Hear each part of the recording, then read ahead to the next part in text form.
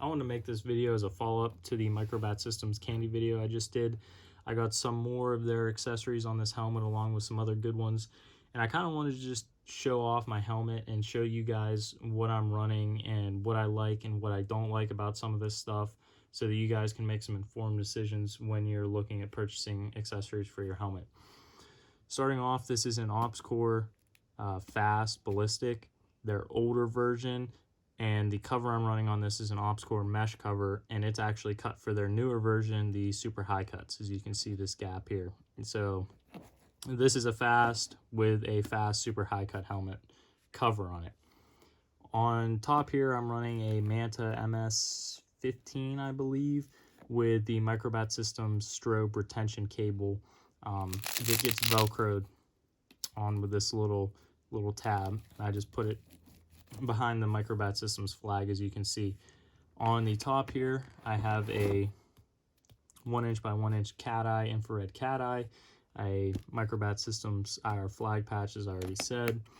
And up front here, I have one of Microbat Systems retention cables. I believe this is the ISL retention cable. I'm not 100% sure on this, but this is really nice. I really like it. It's got a nice industrial D-ring, or key ring. I don't know why I said D-ring. Key ring on the end here. The whole lanyard part is made out of elastic, so there is some give to it in case you have your nods hooked up to this and they fall. It's not going to just yank your head down. Not that nods are that heavy. There is a little bit of give in it, which is nice. On the back here, I am running a TNVC Mohawk, which I have stripped the elastic from that went over the strobe, just so I could try out this Microbat Systems strobe retention system. And so far I really like it. I'm not a fan looks-wise of how the Mohawk looks with the elastic, but it's not about the looks, it's about how it works. More IR cat eyes and flag patches, or not flag patches, morale cool boy TFD patches on the back. On the right side of my helmet, I am running another IR cool guy hype beast patch, I guess you could call it, and a S&S Precision max mount with a Surefire vamp head and tail cap.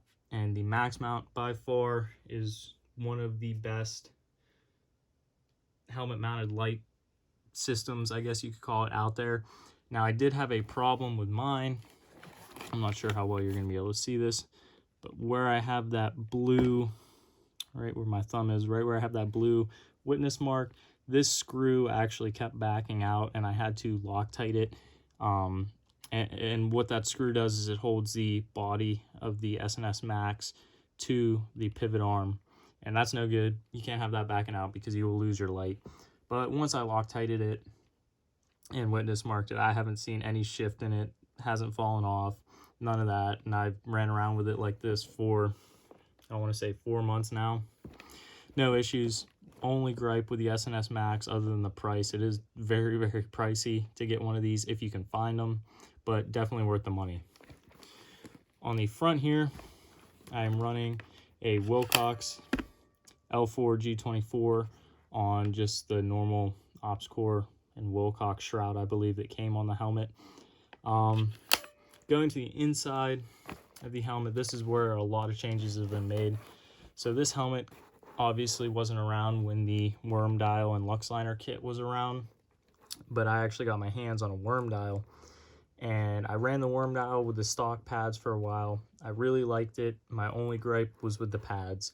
The Oct dial is still a really good system, so if you can't get one with a worm dial, don't be disappointed. The Oct dial is awesome in my opinion as well, but the pads are a definite no-go for me.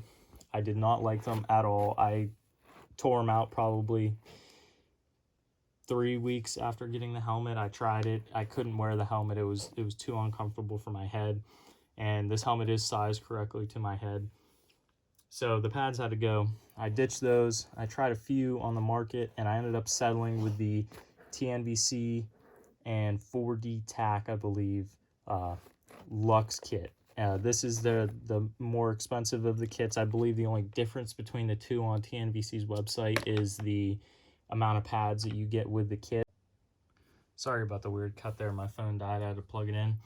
So what I was saying about the TNVC and 4D pads, they're really comfortable. They're very thick, but once you put the helmet on, I can actually feel the helmet push down on the pads, and they kind of form in my head. So at first they are kind of weird, and you might need to resize your helmet a little bit, but after you put the helmet on, you can feel the whole helmet suck closer to your head. Super nice, super comfortable, way better than the Opscore stock pads. I can wear it a million times longer than I could before. The old pads gave me headaches. They sucked. These pads are definitely worth the money. Do you need the deluxe kit, the more expensive kit? Probably not, just because these pads are so thick. You can probably get away with the normal kit and have more than enough padding in here. I run, what's that, 5 of the smaller pads, like in the middle there. One brow pad, the nape pad, and the back pad, and it's perfect for me. The problem with these pads, and I experienced it this past weekend actually, is they freeze. A lot of people were saying they don't buy them, they freeze, they freeze, they freeze. Well, I bought them, so you don't have to. They do freeze. Now, where they freeze, I don't know. They were in my truck for the majority of the weekend. The helmet was in my truck for the majority of the weekend, so I couldn't tell at what temperature these froze at, but once they froze, they froze. They weren't kidding when they said they freeze, they suck, they freeze. Do they suck? No. Do they freeze? Yes. I don't know when or how fast they freeze, but I was not wearing the helmet when they froze, and I went to put it on, and I was like, they froze. So be aware of that if you are looking into these. If you live in an environment where it doesn't get too cold, I don't really see that being an issue. I live in Western PA, so it gets cold here in the winter. It's been pretty cold the past couple of days, like 18, 21 degrees. So I wasn't expecting that, but it's good. I could experience it. I could tell you guys about it. Is it really a turnoff for me? Not really. I still think they're really good pads, other than the freezing part. I mean, not really out and about too much with this when it is freezing, so I don't see it being an issue for me. So I don't see the need to swap out or swap away from these. And the worm dial, huge upgrade over the Oct dial. I have my old Oct dial right here, so most of you are probably familiar with the Oct dial system. Twist it to adjust it. The worm dial, same concept. Only difference is it's a dial type of mechanism to adjust it in and out. It's really nice. At first I was concerned because this dial is pretty loose and easy to roll around here, but I haven't had any issues with it coming undone or unadjusted when it's on my head. I feel that it cradles my head just a little bit better than the Oct dial. It hangs just a little bit lower, and this is actually the incorrect size for my helmet, but it works. I'm on the smaller side of this helmet sizing. I believe this is a large shell, and it came with a medium retention system, and I now have a large shell with a small medium retention system, and I think this falls a little bit on the smaller side in terms of sizing between the Oct dial and the worm dial, but it's still awesome. I love it. It fits me. It works. Other than the pads freezing, this is light years ahead of what it was when I first got it.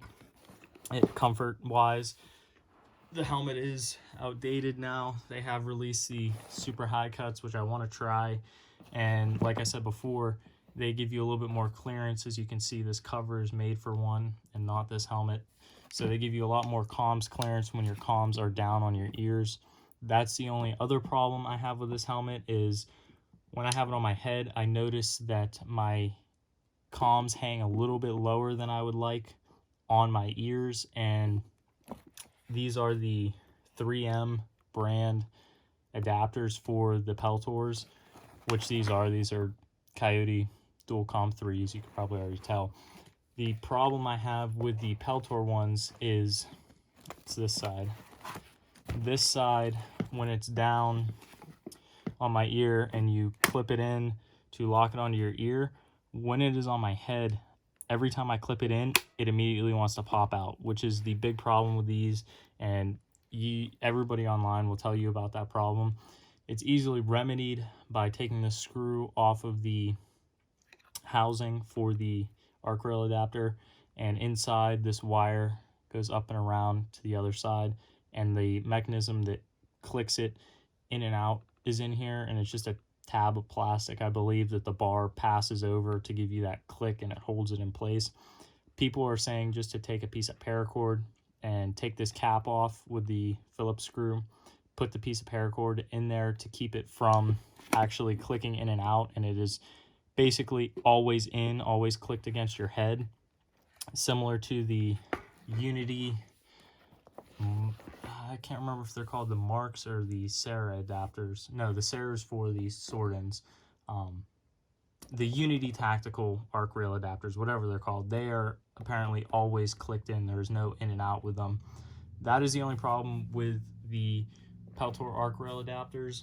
But other than that, I mean, this, if you're setting up a helmet and you want to kind of follow my build, if you will, you're not going to be disappointed. This is one of the most comfortable helmets I've ever worn. I've had carbons, I've had bumps, I've had M-Tech, Team Wendy, fake ones, real ones, all that stuff. But my favorite is the Opscore. It will probably always be my favorite. I tried the airframes. The airframes are really nice. They're very expensive though, and the head, the retention systems in them are outdated, I believe. They're still sourced from Opscore. If not, they make them themselves now. They're the old H-napes. They're not that comfortable. You get the helmet and you basically get a shell, and you have to put your front night vision shroud on it and all that. I just don't think it's really worth the money for the brand name, I guess you would say, when you get that helmet.